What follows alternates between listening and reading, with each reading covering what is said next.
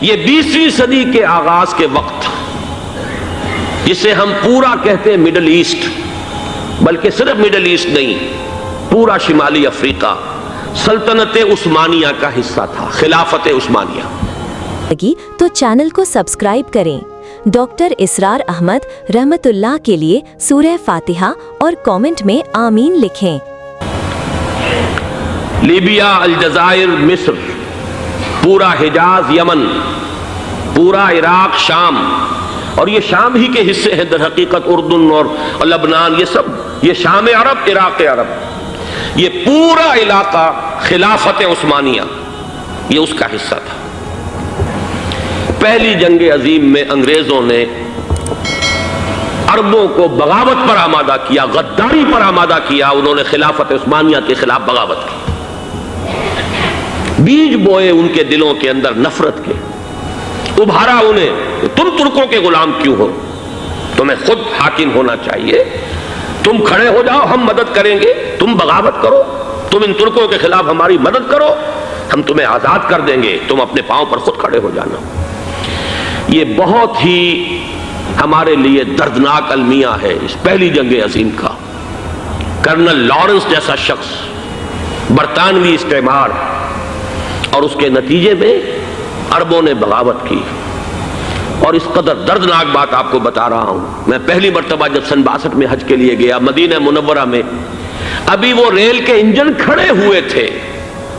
یہ ترکی کے زمانے میں، سلطنت عثمانیہ کے زمانے میں بغداد سے مدینے تک ریلوے لائن تھی۔ یہ پورا ایک عالم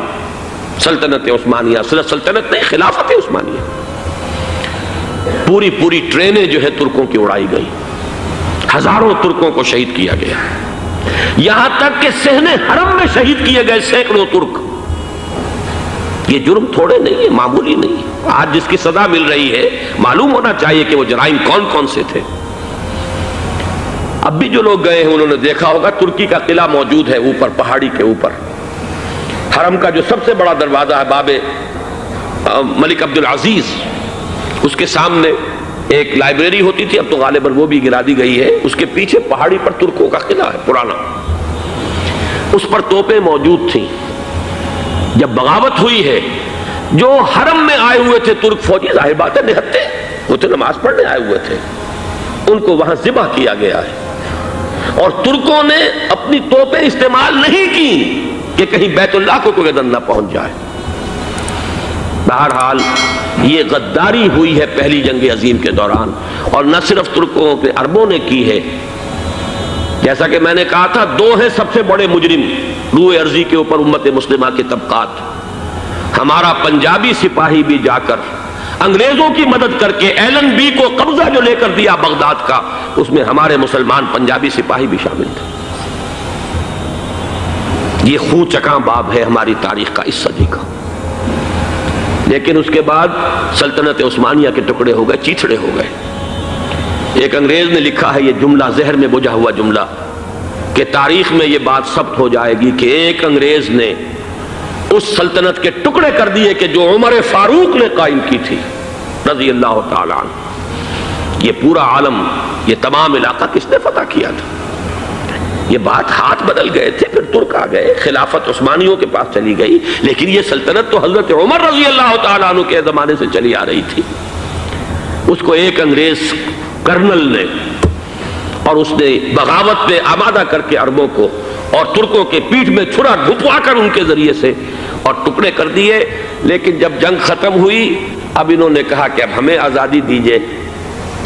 تو اب انہیں معلوم ہوا کہ غداروں کو دنیا میں کیا ملتا ہے، ٹکڑے کر دیے گئے۔ یہ حصہ عراق یہ انگریز کے پاس رہے گا،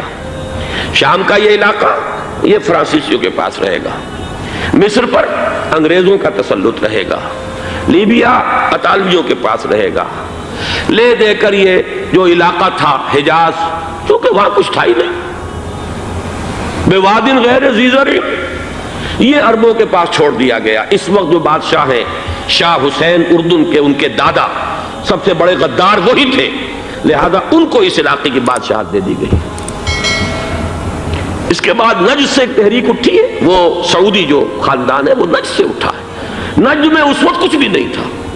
وہ تو صرف ریت کے تودے تھے اور کچھ بھی نہیں، لہذا ادھر کسی استعماری قوت کو دیکھنے کی ضرورت ہی نہیں تھی۔ وہ تو بعد میں تیل برآمد ہوا اور اس کی حیثیت ہو گئی، اور یہ امارات کا علاقہ جو ہے اس کی دنیا میں اب گویا کہ یوں سمجھیے کہ جو سب سے زیادہ اہم علاقے ہو سکتے ہیں روئے ارضی کے نقشے پر، ان میں سے ایک وہ ہو گیا۔ لیکن یہ اس وقت کی بات میں کر رہا ہوں، کوئی حیثیت نہیں تھی، لہذا اس کو چھوڑ دیا گیا۔ یہ ہے تاریخی پس منظر، یہ لکیریں جو کھینچی گئی ہیں، یہ ایک ملت اسلامیہ کو جو قومیتوں میں تقسیم کیا گیا، پھر نعرے لگوائے گئے المصر للمصریین الشام للشامیین۔ اب شامی ایک علیحدہ قوم ہو چکے ہیں، مصری ایک علیحدہ قوم ہو چکے ہیں، عراقی ایک علیحدہ قوم ہو چکے ہیں۔ یہ ساری تقسیمیں استعمار کی پیدا کرنا ہے، اس کا کوئی تعلق اسلام کے ساتھ نہیں۔ اب ضرورت تو اس بات کی تھی کہ استعمار کے پنجے جب یہاں سے کچھ ہٹے، دوسری جنگ عظیم کے بعد ایک دور آیا، امریکہ ابھرا ہے دنیا کی عالمی سطح پر سیاست میں، اس کے ہاں کچھ آزادی کے تصورات تھے، اس نے بھی سپورٹ کیا۔ برطانیہ کمزور ہو چکا تھا، وہ اتنے بڑے علاقے کو اب ہولڈ نہیں کر سکتا تھا۔ ہندوستان بھی آزاد ہوا، پھر یہ کہ اور دوسرے علاقوں سے بھی اس کو پسپائی اختیار کرنی پڑی۔ استعمار کے پنجے جس طرح بھی ہوئے، ان کے سینوں سے، عربوں کے سینوں سے جو ہے گویا کہ وہ ہٹے، لیکن امریکہ نے ایک اپنی بہت بڑی حکمت عملی جو اختیار کی، عالم عرب کے سینے میں اسرائیل کا خنجر پیوست کر دیا، تاکہ یہ کبھی آزاد نہ ہو جائیں، ہمارے انگوٹھے تلے رہے، ہماری پالیسی گورن کرے۔ یہ استعمار کا دوسری جنگ عظیم کے بعد جہاں برطانوی استعمار، فرانسیسی استعمار رفتہ رفتہ یہ ہٹنے شروع ہوئے، صدر ناصر نے انگریزوں کو اٹھا کر پھینکا میڈیٹرینین میں اور دوسرے جگہوں سے، الجزائر نے آزادی حاصل کی فرانس سے، اطالویوں سے جو ہے لیبیا والوں نے آزادی حاصل کی، یہ ہو گیا، لیکن ایک خنجر پیوست کر دیا گیا اسرائیل کا سینہ عرب۔ اس صورتحال میں ظاہر بات ہے کہ ایک تو بڑی آئیڈیل پوزیشن تھی کہ پورا عالم اسلام متحد ہو،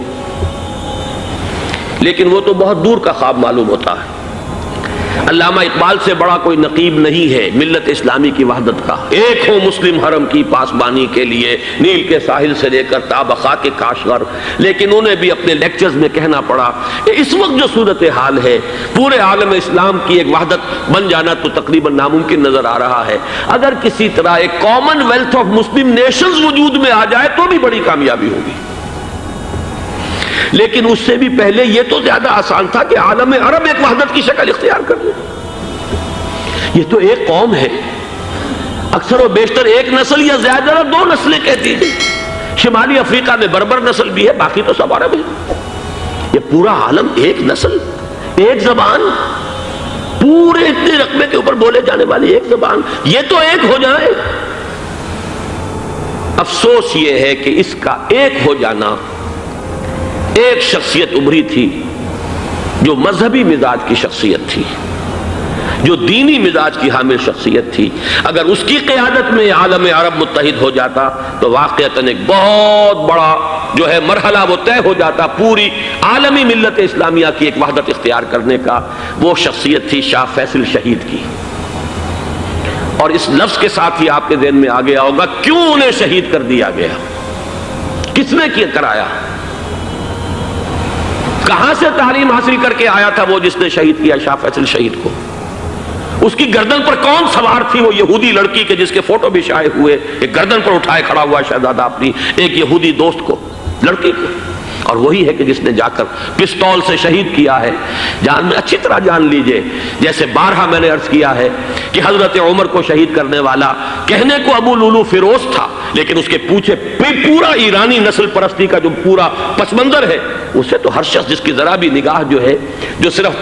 صرف منظر کو نہ دیکھ رہی ہو پس منظر کو بھی دیکھنے والی ہو، وہ تو جان دے گی کہ ابو لولو فیروز ایک فرد کا نام نہیں تھا، وہ ایران کا انتقام تھا عالم عرب سے۔ بالکل اسی طریقے سے یہ امریکی استعمار کا ہتھ کنڈا تھا، اسے محسوس ہوا۔ شاہ فیصل مذہبی مزاج کا شخص یہ ابھر رہا ہے، اور یہ شاہ فیصل کی حکمت عملی کا ذرا آپ اندازہ کیجئے۔ لاہور میں سمٹ کانفرنس ہوئی، اس میں وہ آئے، سب سے ٹاورنگ پرسنالٹی پورے اس وقت عالم اسلام کے اندر شاہ فیصل کی تھی، اور وہ گویا کہ ایک بہت ہی جس کو کہا جائے کہ ایک بہت ایلڈرلی، ایک بزرگانہ ایک شخصیت جو ہے، اور انہوں نے اپنے دولت کے دروازے، عرب میں وہ مشہور تھے کہ نہایت خسیس اور بخیل انسان ہے، اس لیے کہ وہاں وہ خرچ کرتے تھے حساب کتاب کے ساتھ، لیکن ان کے خزانے کھلے ہوئے تھے عالم اسلام کے لیے، ادھر بھی مدد ہے، ادھر بھی مدد ہے، ادھر بھی کام ہو رہا ہے، ادھر بھی کام ہو رہا ہے۔ پھر انہوں نے تیل کا ہتھیار استعمال کر کے ایک دفعہ امریکہ کو دن میں تارے دکھا دیے تھے، لہذا ان کا ہٹایا جانا سین سے یہ امریکی استعمار کے لیے لازم تھا۔ اگر آپ کو ویڈیو اچھی لگی تو چینل کو سبسکرائب کریں، ڈاکٹر اسرار احمد رحمت اللہ کے لیے سورہ فاتحہ اور کامنٹ میں آمین لکھیں۔